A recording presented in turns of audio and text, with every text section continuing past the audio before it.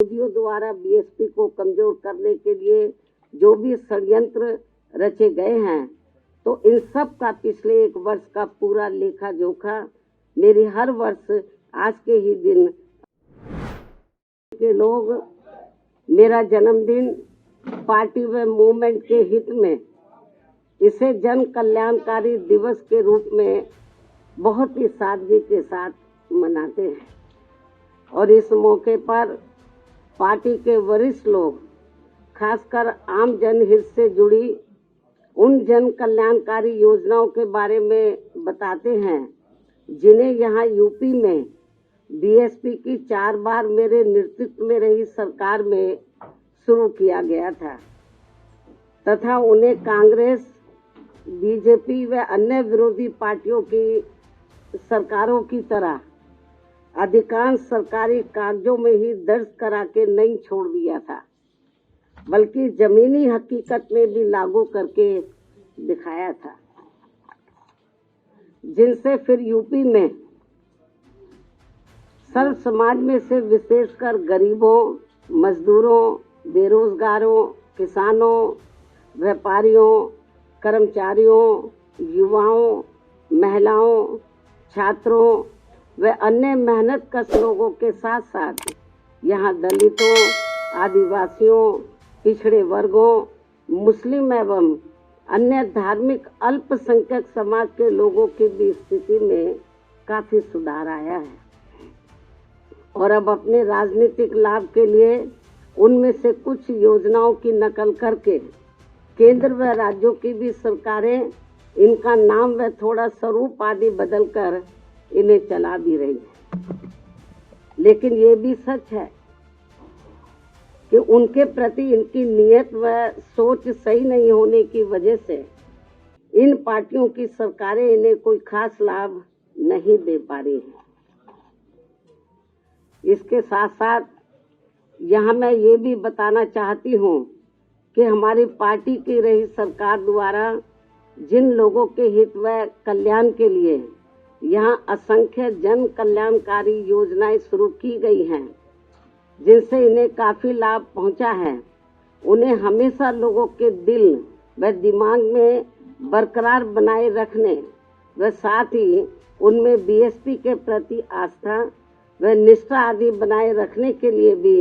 Party व आम जनहित में हर वर्ष की तरह इस वर्ष भी पूरे देश भर में आज मेरा जन्मदिन जन कल्याणकारी दिवस के रूप में मनाया जा रहा है, जिसके लिए मैं पार्टी के सभी लोगों का हार्दिक दिल से आभार प्रकट करती हूँ। साथ ही हमेशा की तरह आज भी मैं अपने जन्मदिन के मौके पर ये बताना जरूरी समझती हूँ कि हमारी पार्टी की रही सरकार ने देश में समय समय पर दलित एवं अन्य उपेक्षित वर्गों में जन्मे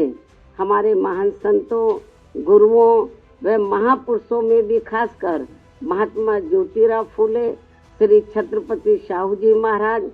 श्री नारायण गुरु, बाबा साहब डॉक्टर भीमराव अंबेडकर एवं मान्यवर श्री कांशीराम जी आदि को भी विभिन्न स्तर पर पूरा आदर सम्मान दिया है। और इनके नाम पर यहाँ अनेकों भव्य व ऐतिहासिक स्थल बनाए गए हैं तथा इनकी विशाल प्रतिमाएं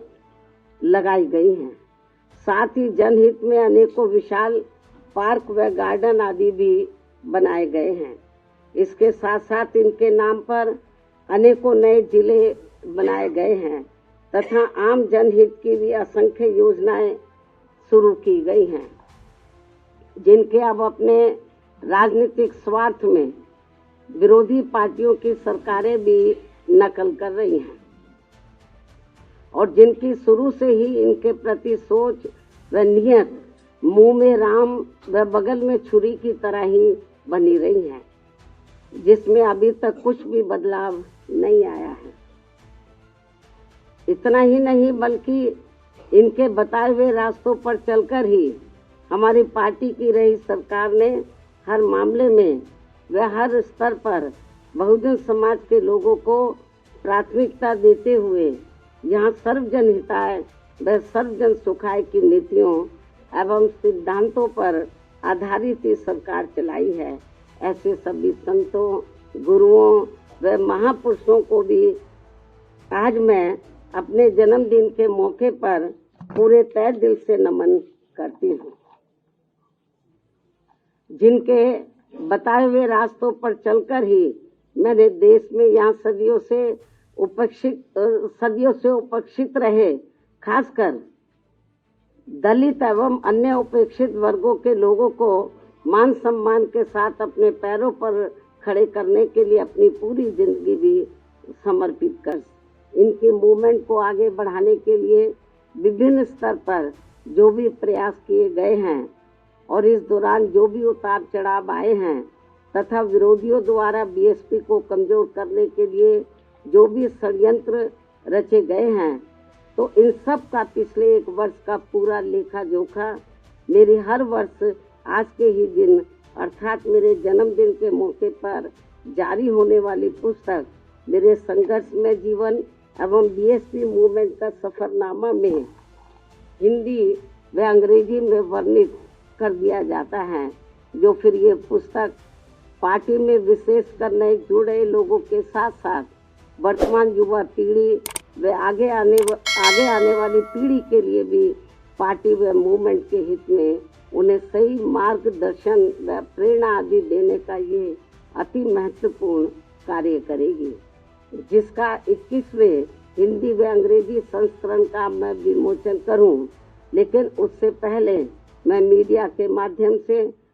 पार्टी के लोगों को सावधानी के तौर पर यह बताना जरूरी समझती हूं कि देश में पार्टी की मूवमेंट को आगे बढ़ने से रोकने व कमजोर करने के लिए पिछले कुछ वर्षों से यहाँ कांग्रेस, बीजेपी व अन्य जातिवादी पार्टियां आए दिन किस्म किस्म के साम दाम दंड भेद आदि अनेकों हथकंडे इस्तेमाल करती रहती हैं,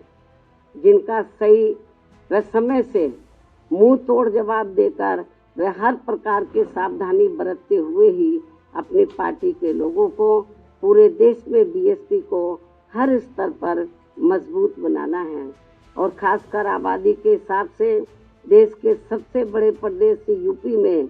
फिर से यहाँ अपनी पार्टी बीएसपी को सत्ता में लाना भी बहुत जरूरी है। हालांकि इस संदर्भ में काफी कुछ विस्तार से जानकारी मैंने दिनांक 9 अक्टूबर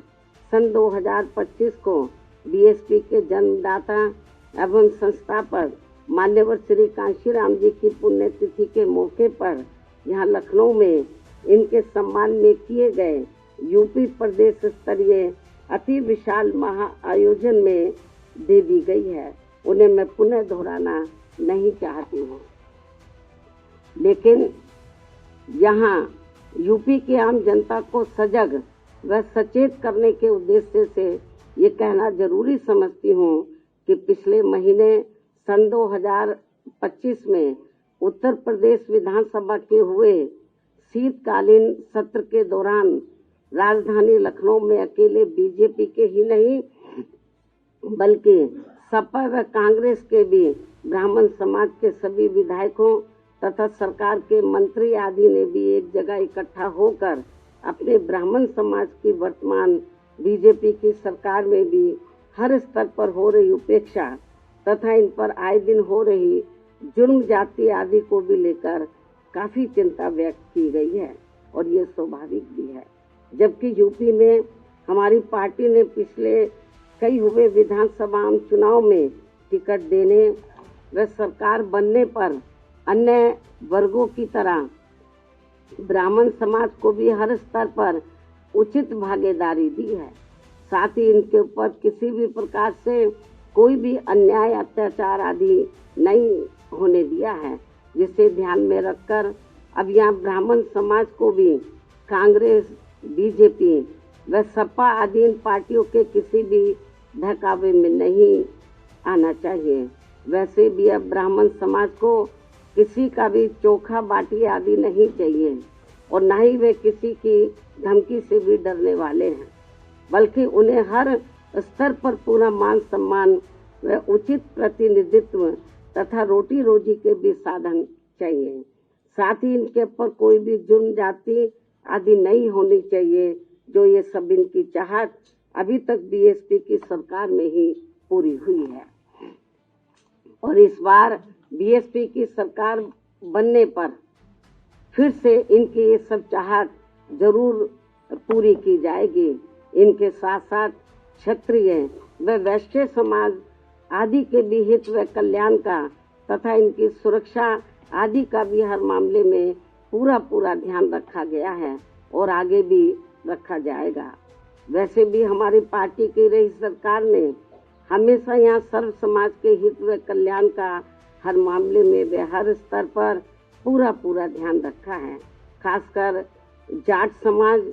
जो ज्यादातर खेती किसानी का कार्य करता है, उनकी खेती करने के लिए खाद्य सहित अन्य सभी सुविधाओं की समय से उचित व्यवस्था की है।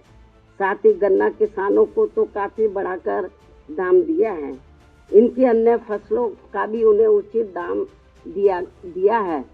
और अब सरकार बनने पर और अब आगे सरकार बनने पर इनका इसी प्रकार आगे भी जरूर पूरा ध्यान रखा जाएगा। इसके साथ साथ जाट समाज के शिक्षित बेरोजगार युवाओं को भी सभी विभागों में व खासकर पुलिस भर्ती में बिना कोई रिश्वत के उन्हें काफी सरकारी नौकरी भी दी है। अन्य वर्गों की तरह इनके ऊपर भी कोई जुल्म जाति आदि नहीं होने दी गई है। राजनीति में भी इनको उचित भागीदारी दी है और अब इनको भी अपने हित व कल्याण में बीएसपी से जुड़कर अपनी पार्टी बीएसपी की ही सरकार बनाना बहुत जरूरी है। इतना ही नहीं बल्कि यहाँ दलितों, पिछड़ों, मुस्लिम व अन्य धार्मिक अल्पसंख्यक समाज के लोगों के हितों का तो बीएसपी की रही सरकार में हर स्तर पर इनका प्राथमिकता के आधार पर विशेष ध्यान रखा गया है और इनके ऊपर कोई भी अन्याय अत्याचार आदि नहीं होने दिया है। आगे भी इन वर्गों का विशेष ध्यान रखा जाएगा। इसके अलावा हमारी पार्टी की रही सरकार ने किसी के भी मंदिर, मस्जिद व चर्च आदि को भी कोई क्षति नहीं पहुंचने दी है। इस प्रकार से हमारी पार्टी के रही सरकार ने यूपी की आम जनता को हर मामले में व हर स्तर पर काफी बेहतरीन सरकार दी है। हालांकि प्रदेश की आम जनता ने यहाँ कांग्रेस, बीजेपी व सपा आदि का भी शासनकाल देखा है और खासकर सपा के शासनकाल में तो यहाँ अधिकांश गुंडों, बदमाशों, माफियाओं व भ्रष्ट लोगों का ही राज चलता रहा है,